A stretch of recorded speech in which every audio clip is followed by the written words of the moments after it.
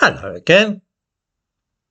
I thought that it might be amusing for viewers to see an old photograph of me, taken the year before Brezhnev died. It may be seen in the thumbnail to this video. Those with sharp eyes will spot the bust of Lenin on the windowsill and guess correctly that this picture was taken in Leningrad. Check out the classic Soviet-era cap I am wearing and the pencil moustache, which makes me look a bit like Ronald Colman, the old matinee idol. The truth is that I have in the past moved about so much that my feelings and loyalties can on occasion become a little conflicted. For instance, I've always been in general pro-Russian, although I was not a fan of the Soviets because of the refuseniks and their attitude towards them. The refuseniks, of course, were Jews who wished to emigrate to Israel and were refused permission to leave the country. I have also had some reservations about the Ukraine due to some incidents there during the Second World War. I won't go any further into that. I am not, however, wholeheartedly on either side in the current conflict, just a little suspicious of the West's gung-ho approach to arming Ukraine and offering to hold its coat while it has a scrap with the Ivans. I've been musing today about the irritation which I seem to provoke in some quarters, and two things strike me.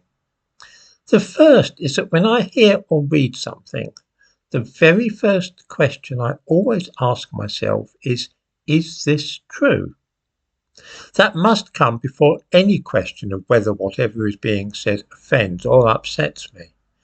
If what I'm reading or hearing is true, then of course there's little point being offended by it. That's a purely personal feeling which belongs to me.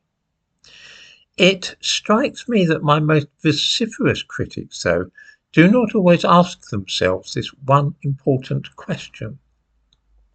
They start instead from the perspective of being upset or annoyed that I am saying such and such a thing, regardless of its veracity. I find this odd. I spoke earlier today about the fact that black men in Britain have on average twice as many sexual partners as white men and are 5 times more likely to suffer from sexually transmitted infections. I speculated that this might have something to do with social class or level of education. Some people were very ticked off that I had talked about this. Not because what I had said was false. It was not. It was rather that they felt this should not have been mentioned out loud, and it would be nicer not to say anything about it. To my mind, when we are facing a 50% rise in gonorrhea in this country in 1 year, that silence would be mad. We need to ask ourselves some hard questions and deal with the situation as it is, not as we would like it to be. Those who have this delicate approach to life are like a bunch of maiden aunts who do not wish to be exposed to the reality of the world.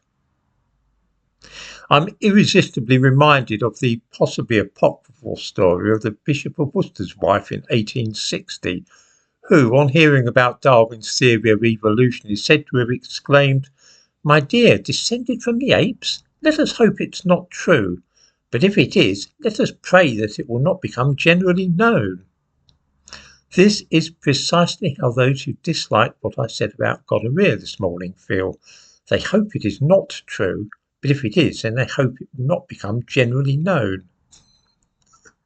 The other point I might mention is that I'm often accused of talking about snowflakes or being cancelled or using words like woke and so on.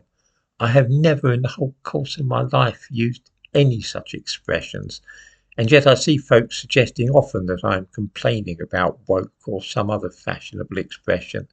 It's not true.